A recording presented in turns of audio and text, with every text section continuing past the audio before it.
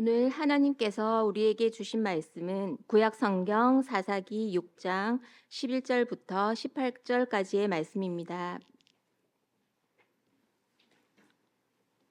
여호와의 사자가 아비에셀 사람 요아스에게 속한 오브라에 이르러 상수리 나무 아래에 앉으니라.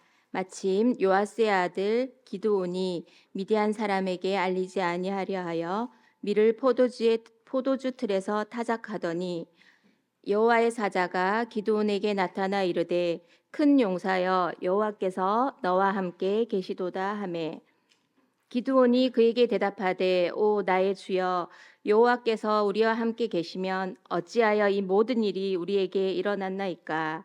또 우리 조상들이 일찍이 우리에게 이르기를 여호와께서 우리를 애굽에서 올라오게 하신 것이 아니냐 한 그 모든 이적이 어디 있나이까. 이제 여호와께서 우리를 버리사 미디안의 손에 우리를 주셨나 하니 나이다 하니 여호와께서 그를 향하여 이르시되 너는 가서 이 너의 힘으로 이스라엘을 미디안의 손에서 구원하라. 내가 너를 보낸 것이 아니냐 하시니라. 그러나 기드온이 그에게 대답하되 오 주여 내가 무엇으로 이스라엘을 구원하리이까. 보소서 나의 집은 므낫세 중에 극히 약하고 나는 내 아버지 집에서 가장 작은 자니이다 하니 여호와께서 그에게 이르시되 내가 반드시 너와 함께하리니 내가 미디안 사람 치기를 한 사람을 치듯 하리라 하시니라. 기드온이 그에게 대답하되 만일 내가 주께 은혜를 얻었사오면 나와 말씀하신 이가 주 되시는 표징을 내게 보이소서.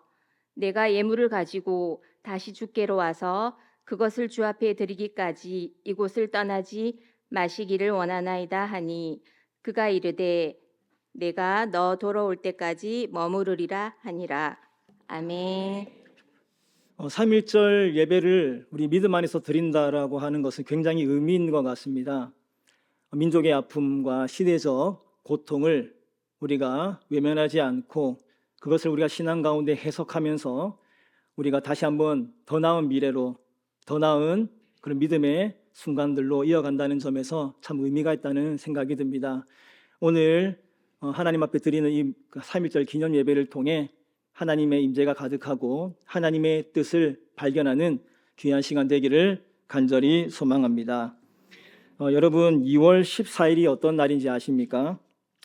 어떤 분들은 여성이 남성들에게 초콜릿을 선물하는 발렌타인데이라고 이야기를 합니다.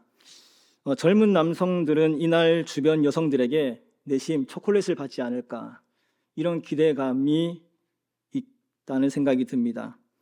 그러나 여러분 남성들은 긴장을 늦추어서는 안 됩니다. 정확히 한 달 뒤에 3월 14일 화이트데이가 있습니다.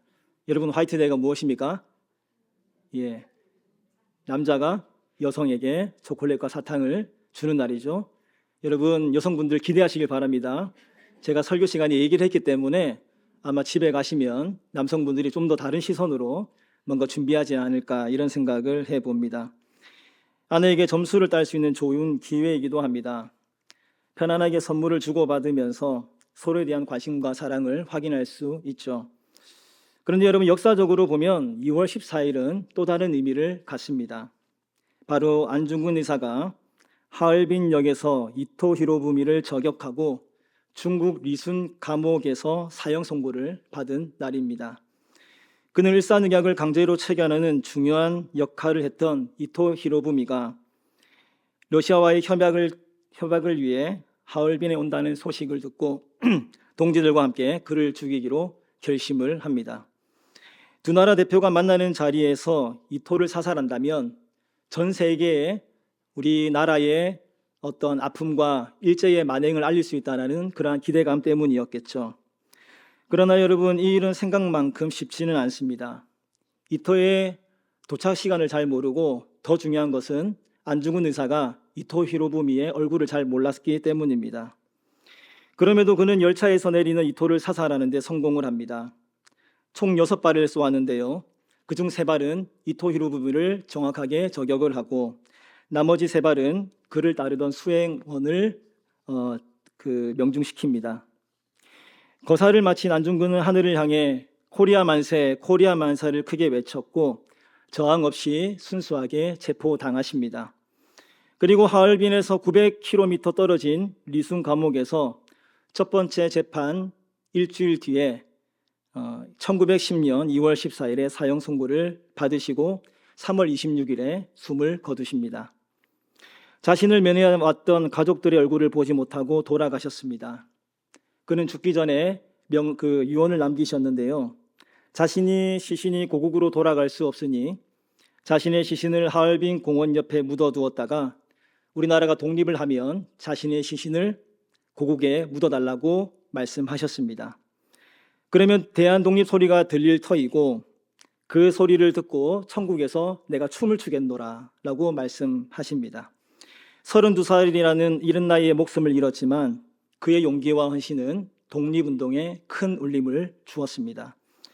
오늘 본문은 하나님께서 여호와의 사자를 통해 민족의 구원자로 기드온을 부르시는 장면입니다. 당시 이스라엘의 상황은 매우 참담했습니다. 이스라엘 자손이 미디안 족속에 무려 7년 동안 괴롭힘을 당했습니다.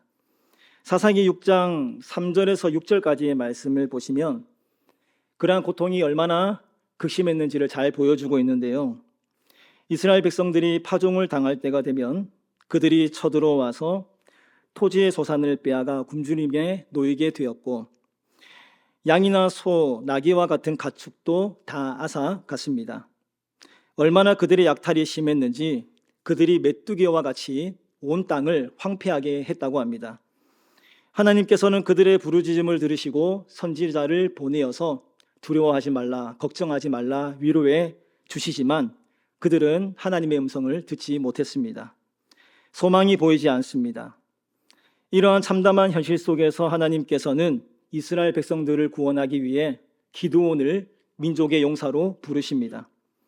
11절은 그가 어떠한 사람인지를 단적으로 보여주는데요. 11절 말씀입니다. 여호와의 사자가 아비에셀 사람 요아스에게 속한 오브라에게 이르러 상수리 사무 나무 아래에 앉으라. 마침 요아스의 아들 기드온이 미디안 사람에게 알리지 아니하려 하여 밀을 포도주 틀에서 타작하더니 라고 합니다. 여러분, 보통 밀은 넓고 평평한 마당이나 넓은 밭에서 타작하는 것이 일반적입니다. 그런데 기드온은 미디안 사람들에게 발각되지 않으려고 포도주 틀에 들어가서 숨어서 밀을 타작합니다. 타고난 용사라기보다는 겁쟁이 내지는 평범한 사람이었습니다. 15절에도 자기 자신을 가리켜서 므낫세 지파의 지극히 약하고 내 아버지 집에서 가장 작은 자니라 라고 하면서 자신이 평범한 사람임을 입증하려고 했습니다. 큰 인물은 아니었던 것이죠. 저도 아내와 가끔 이야기를 나눌 때 어떤 이야기를 나누냐면 우리는 너무나 평범한 것 같다라는 이야기를 자주 이야기하곤 합니다. 나름 분명한 색깔과 특별한 능력이 있으면 참 좋을 텐데 좀 아쉬움이 있다라는 생각이 드는 것이죠. 안타까운 사실은 저희 애들도 저희와 너무 비슷하게 무난하다는 사실입니다. 덕분에 키우기는 참 수월했습니다. 자식이 부모를 닮는 것이 너무 자연스러운 일이지만 험한 세상을 어떻게 살아갈까 그런 걱정도 듭니다. 좀 자기 주장도 하고 자기 생각도 있고 아빠 나 이거 하고 싶어, 엄마 나 이거 하고 싶어 이렇게 좀 자신 있게 얘기하면 좋을 텐데 별로 말이 잘 없습니다.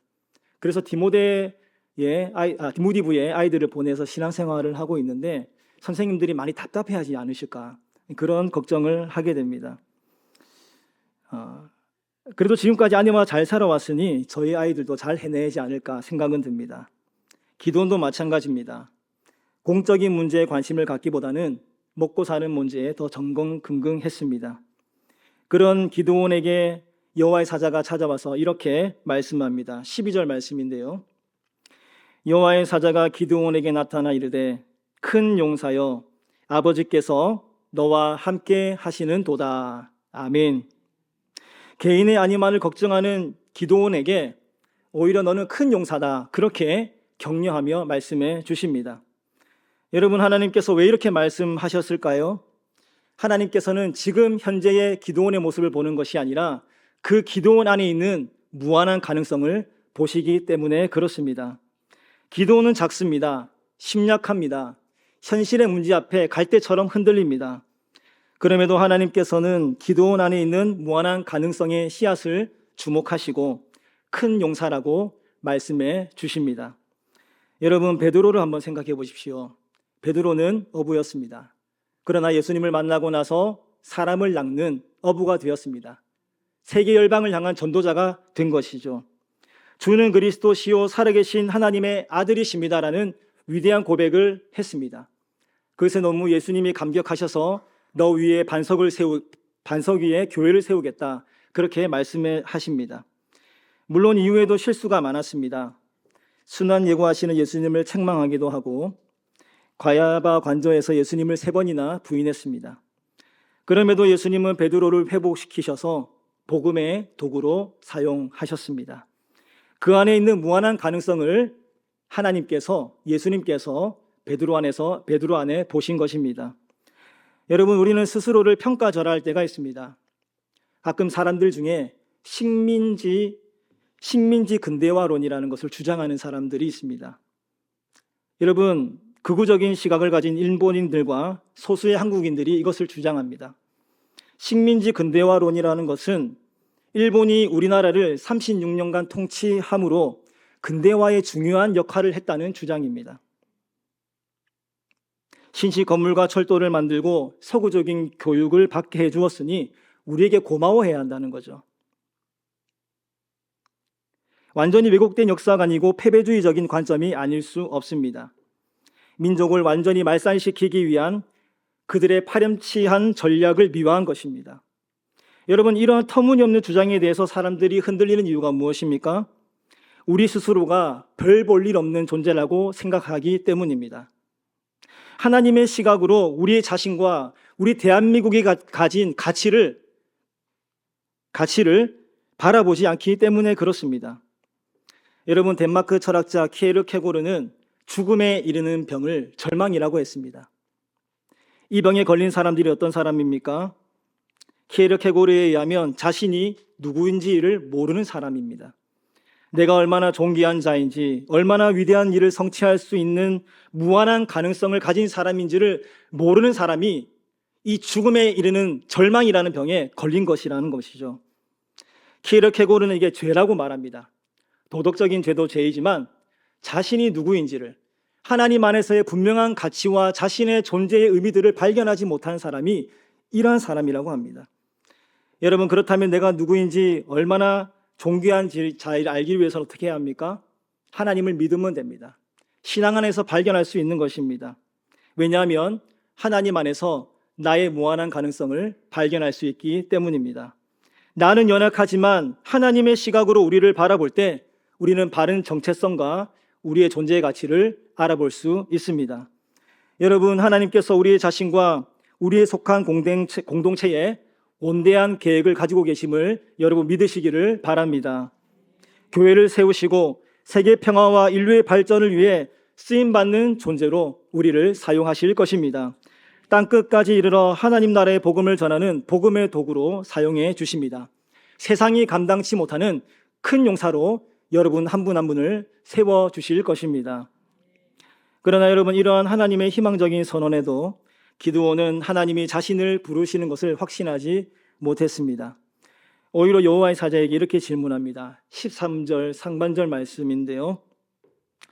기드온이 그에게 대답하여 하되 오 나의 주여, 여호와께서 우리와 함께 계시면 어찌하여 이 모든 일이 우리에게 일어났나이까? 라고 합니다. 하나님이 함께 하셨다면 어떻게 미디안에게 7년 동안 압제를 당할 수 있냐는 거죠. 저는 이 질문을 보면서 그가 최소한의 개인의 신앙을 가지고 시대적인 아픔에 대한 고민이 있었구나, 그런 생각을 해보았습니다. 사실 요즘 사람들 먹고 사는 일 바빠서 시대적 과제에 대해서 잘 생각하지 않습니다. 내 삶과 관계가 없으면 무관심합니다. 정말 우리 대한민국 공동체가 어떠한 국면이 있는지, 어떻게 앞으로 나가야 될지에 대한 관심이 없습니다. 한나 아렌트라는 철학자는 인간의 조건 중에 가장 중요한 것을 행위하는 삶이라고 합니다. 공적인 영역에 관심을 가지는 것이죠. 공적인 공동체의 운명에 대해서 생각해야 합니다. 공동체의 시대적 과제가 무엇이고 아픔이 무엇인지를 우리는 고민할 수 있어야 합니다. 기드온에게는 최소한 그런 고민이 있었습니다. 민족적 위기라는 시대적 아픔 속에서 하나님은 과연 어디 계신가? 하나님이 계시다면 왜 우리에게 이러한 일들이 일어났을까? 이런 질문 말입니다. 그러나 여러분, 기드온이 생각했던 것처럼 이스라엘의 고난받는 근본적인 이유는 하나님의 부재가 아니었습니다. 사사기 6장 1절 말씀에 보면요, 이스라엘 자손이 또 여호와의 목전에 악을 행하였으므로 여호와께서 7년 동안 그들을 미디안 손에 넘겨주시니 결국 그들이 악행을 행했기 때문이었습니다. 바알신을 섬겼습니다. 10절 말씀처럼 가나안 땅에 섬겼던 바알과 에사라 신들을 두려웠기 때문에 그들이 고난을 받았던 것입니다. 그들의 죄 때문이죠. 그리하여 창세기 6장 25절 이후의 말씀에 보면 하나님께서 기드온에게 명령하셔서 내 아버지의 집에 있는 바알 제단을 네가 헐라라고 말씀합니다. 우상 숭배에 빠지지 말라는 거죠. 그런데 기드온은 모든 책임을 하나님께 돌립니다. 하나님이 부재하셔서, 하나님이 함께 하지 않으셔서 이런 국가적인 위기를 맞이했습니다. 주님 책임지십시오. 그리고 13절에는 한 걸음 더 나아갑니다. 또 우리 조상들이 일찍이 우리에게 이르기를 여호와께서 우리를 애굽에서 올라오게 하신 것이 아니냐 한 이 모든 이적이 어디 있나이까? 무슨 말입니까? 하나님이 무능하다는 것입니다. 하나님 전능하시지 않습니까? 하나님의 전능하신 손으로 막아주셨으면 이러한 고난이 없었을 것입니다. 심지어는요, 오늘 말씀에 보면은 여호와께서 우리를 버리셨다라고 말합니다. 여러분, 주변 사람들과 대화하다 보면 가끔 서로 오해할 때가 있죠. 나는 그런 의도로 말하지 않았는데 상대방이 곡해해서 듣는 경우들이 있습니다. 좋은 의도였겠지, 오해가 있었을 거야 생각하면 좋을 텐데 말 한마디에 상처받고 상대방을 비난합니다. 여러분, 왜 이런 일이 발생할까요? 신뢰가 깨졌기 때문입니다. 마찬가지로 기드온이 모든 것을 하나님의 탓으로 돌리는 것은 신뢰가 깨졌기 때문입니다. 하나님께서 구원해 주셔야 되는데, 하나님께서 막아주셔야 되는데, 하나님께서 우리를 붙들으셔야 하는데 그런 하나님에 대한 기대와 신뢰가 무너졌기 때문에 원망하고 불평하고 하나님께 모든 탓을 돌리게 되는 것입니다. 그런데 여러분, 하나님께서는 이런 철없고 무지한 기도를 책망하지 않으십니다. 네 수준이 왜 그거밖에 되지 않느냐, 너의 민족의 죄는 생각하지 않느냐, 그렇게 책망하거나 그의 무지를 탓하지 않으십니다. 도리어 이렇게 말씀하시죠. 14절 말씀 보시겠습니다. 여호와께서 그를 향하여 이르시되 너는 가서 이 너의 힘으로 이스라엘을 미디안 손에서 구원하라 라고 합니다. 너의 힘으로 직접 가서 이스라엘을 구원하라. 하나님을 탓하는 기드온에게 지금 네가 해야 할 일을 먼저 하라고 말씀하십니다. 지금은 모든 것을 알 수 있는 때가 아니다. 불평하고 불만을 털어놓을 때가 아니다. 지금 네가 할 수 있는 일을 하라.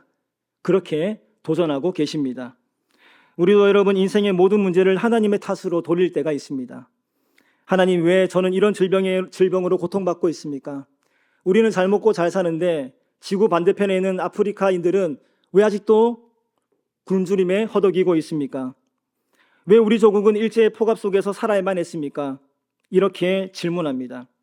이럴 때 여러분, 우리가 가져야 할 자세는 무엇입니까? 누군가를 탓하고 정죄하기보다는 지금 내가 해야 할 일이 무엇인지를 깨닫고 그 일에 참여하는 것입니다. 내가 속한 자리에서 맡겨진 일을 성실히 책임 있게 감당하는 것입니다. 여러분, 우리 믿음의 선조들은 시대적 아픔을 삶으로 끌어안았습니다. 안중근 의사는 을사늑약과 고종 황제의 죽음으로 나라가 비탄에 빠졌을 때 자신이 맡았던 학교 교장 자리를 내던지고 러시아에 가서 독립운동에 참여했습니다. 유관순 열사는 3.1 만세운동에 참여했다가 서대문 형무소에서 온갖 고문을 당하였습니다. 그럼에도 불구하고 대한독립 만세를 꾸준하게 외쳤습니다. 홍범도 장군은 3.1절 만세운동에 감명을 받아 북간도에서 700여 명의 규모의 독립연합군을 이끌고 봉오동 전투에서 승리를 거두었습니다. 그리고 청산리 전투에서 김자진 부대와 협력하여서 10전 10승의 완승을 기록합니다. 시대적 아픔을 탓하지 않고 지금 내가 해야 할 일을 무엇인지를 알고 헌신한 사람들입니다. 그럼에도 여러분, 우리는 공적인 일에 마음 쏟기가 쉽지 않습니다. 먹고 사는 일, 가정의 일, 자녀의 문제들, 이런 것들 때문에 쉽게 마음 돌리기가 어렵습니다. 그때 여러분, 우리가 기억해야 할 말씀이 있습니다. 14절 말씀인데요. 여호와께서 그를 향하여 이르시되 너는 가서 이 너의 힘으로 이스라엘을 미디안 손에서 구원하라. 내가 너를 보낸 것이 아니냐 하시니라. 내가 너를 보낸 것이 아니냐. 내게 주어진 일이 하나님의 소명으로 여기고 그 일에 참여하라고 말씀하십니다. 내게 주어진 일을 소명으로 알고 감당할 때에 우리는 끝까지 하나님께 주신 그 일들을 해나갈 수 있습니다. 포기하지 않고 끝까지 전진할 수 있습니다. 미국의 인권운동에 헌신했던 마틴 루터 킹 목사님이 이러한 말을 남겼습니다. 날지 못하면 뛰어라. 뛰지 못하면 걸어라. 걷지 못하면 기어라. 무엇을 하든지 계속 전진하라. 여러분, 주님의 일들을 감당할 때 힘든 순간들이 있습니다. 포기하고 싶은 순간들이 있죠. 그럼에도 여러분, 끝까지 맡겨주신 일들을 감당하며 전진해야 합니다. 날지 못하면 뛰어서라도, 뛰지 못하면 걸어서라도, 걷지 못하면 기어서라도 힘껏 전진해야 하겠습니다. 여러분, 조선시대에 제주도에서 추앙받는 김만덕이라는 여인을 소개하고 말씀을 마치려고 합니다. 이 여성은 본래 상인의 자식이었습니다. 어릴 때 부모님을 여의고 형제들도 뿔뿔이 흩어지면서 한 기생의 수영딸이 되었습니다. 천민 신분의 기생이 된 것이죠. 우리는 기생하면은 남성들에게 접대하는 모습을 떠올리기 쉬운데요. 그러나 조선시대의 기생들은 대다수 오늘날의 예능인이라고 보시면 되겠습니다. 노래, 춤, 가야금, 거문고 등 다양한 기회들을 두루 익혔을 뿐만 아니라 글과 시, 그리고 글짓기, 그림에 아주 탁월했던 사람들이었습니다. 특히 김만덕은 용모가 아름답고 기의 솜씨가 뛰어나 제주 관리들 사이에서 대단한 인기를 가졌습니다. 그와 동시에 부와 명성도 얻었습니다. 그러나 그녀는 나이가 들면서 기생일의 한계를 느끼고 새로운 일에 도전합니다. 장사에 도전을 한 것입니다. 처음에는 상인들 서로가 교류할 수 있는 점포를 정도 운영하다가 나중에는 직접 장사에 뛰어듭니다. 육지의 쌀을 싼값에 잔뜩 사들여서 점포 창고에 두었다가 쌀이 귀한 봄에 비싼 값으로 팔았습니다. 시세 차익을 통해서 이윤을 극대화한 것이죠. 심지어는 고급 재료인 제주산 말총으로 만든 갓을 팔아서 큰 돈을 벌기도 했습니다. 그녀는 30년간 장사를 이어갔고 50의 나이로 명실상부 조선의 최초 제주도 여성 사업가로 우뚝 서게 됩니다. 이렇게 상인으로서 성동가도를 달리던 김만덕에게 일생이때의 체계의 위기가 찾아옵니다. 정조가 통치하던 시절에 제주도의 극심한 흉년이 3년 넘게 이어졌고 그래서 굶어 죽는 사람들이 속출했던 것입니다. 정조가 쌀을 보내서 이것들을 수습하려고 했지만 태풍과 전염병으로 수많은 사람들이 죽었습니다. 당시 제주도 인구가 한 6만 2천 명 정도 되었다고 하는데요. 1년 사이에 4만 3천 명으로 줄었다고 합니다. 정조는 고심 끝에 다시 곡식을 모아서 제주도에 보냈지만 그 배마저도 바다에 침몰합니다. 중앙정부에서 더 이상 도와줄 방법이 전혀 없습니다. 그때 이 소식을 들은 김만덕이 엄청 결심을 합니다. 자신의 사비로 배를 띄워서 육지에 직접 공식을 가져오기로 결단합니다. 정조처럼 태풍으로 죄침몰의 위험이 있습니다. 전 재산을 다 투자를 해도 자연이 받쳐주지 않으면 제대로 공수해올 수 없었던 것이죠. 그럼에도 그녀는 자신이 30년 넘게 장사하면서 모은 전 재산을 아낌없이 다 투자합니다. 다행히 육지의 쌀 60섬을 제주도에 무사히 도착하여 관청을 통해 배부되었고 3만 명의 사람들의 목숨을 건질 수 있었습니다. 여러분, 더 놀라운 것은 이후에 15년 동안 열심히 장사를 한 뒤에 73 나이로 세상을 떠날 때 자신의 전 재산을 다 모두 어려운 사람들을 위해서 기부합니다. 김만덕은 신부의 굴레에 묶이지 않고 삶을 개척할 뿐만 아니라 자신의 성공을 어려운 사람들을 위해서 사용한 진정한 공동체의 영웅이었습니다. 정말 우리의 시각으로 볼 때 큰 용사였습니다. 여러분, 마찬가지로 하나님께서는 평범한 사람들을 택하여 큰 용사로 불러주십니다. 교회와 나라를 세우고 평화의 도구로 사용하십니다. 중요한 것은 내게 주신 소명으로 알고 끝까지 완주하는 것입니다. 날지 못하면 뛰어가고, 뛰지 못하면 걸어가고, 걷지 못하면 기어가서라도 계속적으로 전진해 나가는 것입니다. 그럴 때 하나님께서는 우리의 신앙의 여정 속에 함께 하시어 놀라운 역사를 펼쳐 가실 것입니다. 남은 한 주도 우리를 큰 용사로 불러주시는 하나님을 신뢰함으로 우리에게 맡겨주신 일들을 소명으로 여기며 끝까지 전진하며 나아가시는 저와 우리 땅끝교회 성도님들 되시기를 간절히 바랍니다. 기도하겠습니다. 하나님, 우리는 작습니다. 미약합니다. 그럼에도 불구하고 우리를 큰 용사라고 말씀해 주신 하나님의 크신 은혜에 감사를 드립니다. 하나님, 우리 안에 무한한 가능성을 보십니다. 기드온에게 너는 큰 용사다, 베드로에게 말씀하셔서 너는 사람을 낚는 업으로 내가 세우겠다 말씀하신 것처럼 하나님께서는 우리를 향한 원대한 계획을 갖고 계십니다. 우리가 스스로를 평가절하하지 아니하고 하나님, 우리를 사용하여 주시되 민족의 도구로 복음의 통로로 우리를 사용하여 주옵소서. 그리하여 우리 교회를 세워가고 이 나라를 세워가며 열방의 도구로 사용되어서 정말 하나님이 기뻐하시는 뜻을 온전히 이루어며 살아가는 복된 하나님의 사람들 되게 하여 주옵소서. 예수 그리스도의 이름으로 기도하옵나이다. 아멘.